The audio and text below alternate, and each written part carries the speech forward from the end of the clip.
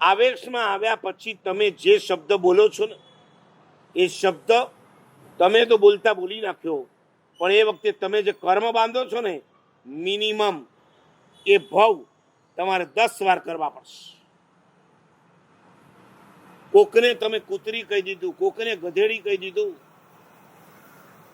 Minimum 10 વાર. અને એમાં જો ઇન્ટરેસ્ટ બોલતી વખતે વધારે હોય, ક્રોધનો પાવર જો વધારે હશે તો 100,000, 10,000, લાખ, કરોડ, અબજ અને વધુ પડતો ઇન્ટરેસ્ટ હોય તો અનંતી વાર પણ આ ભાવ કરવા પડશે. તપ કરવો સહેલો છે. રસનેન્દ્રિય પર 2 રીતના કંટ્રોલ મૂકવાનો છે. નંબર 1 આહારની આસક્તિ અને નંબર 2 જબાનથી નીકળતા શબ્દો. બોલો, 2 માંથી એક ઉપવાસ કરવો હોય તો કયો ઉપવાસ સહેલો છે?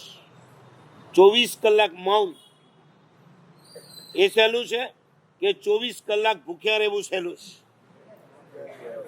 આવી ગયા, પાણીમાં બેસી ગયા.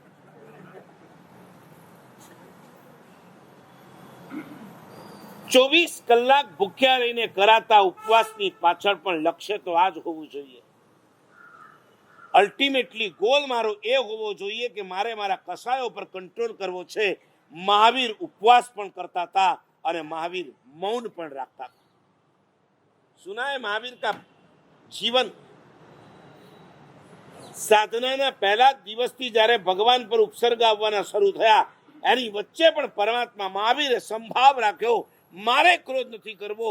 ચાહે ચંડ કૌશિક આવે, ચાહે સંગમ આવે, ચાહે સુલપાણી આવે, ચાહે ગોસાળો આવે, ચાહે ગૌતમ આવે, બધાની વચ્ચે પ્રભુએ મૌન રાખ્યું. તમને ખ્યાલ હશે, જે પણ ભગવાન દીક્ષા લે છે કેવળ જ્ઞાન નથી થતું ને ત્યાં સુધીની એક સાધના કમ્પલસરી હોય. કઈ સાધના છે?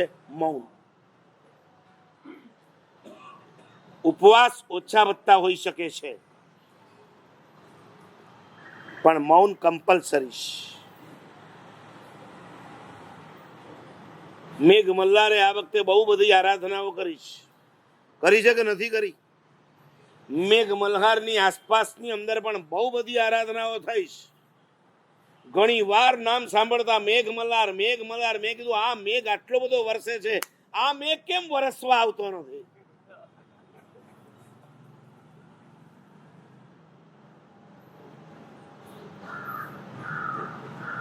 કેટલા ઘર હશે આજુબાજુમાં? તમારી સાથે આજુબાજુ નિયર અબાઉટ 500 ઘર હોય તો આમ સામાન્ય થઈ જાય ને. મુંબઈમાં અમારા ગુરુદેવનો એક નિયમ હતો કે 50 ઘર થાય એટલે એક દેરાસર આપી દેવાનું અને 200 ઘર થાય એટલે એક ઉપાશ્રય આપી દેવાનું. આપી દેવાનું એટલે તમારે કરવાનું, મારે આપવાનું નથી. આ એના માટે જ આવ્યો છું. નહીં, મારે તો અમારે ત્યાં મુનિ સુરત દેરાસર છે ને અમારે ત્યાં આમ છે ને અમારે ત્યાં તેમ છે.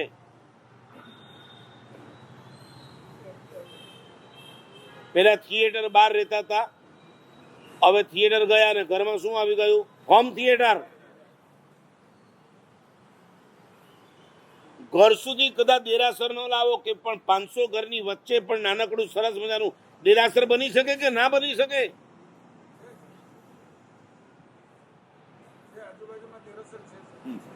પાછું આવી ગયું આજુબાજુમાં. કયું કયું? મુનિ સુરત.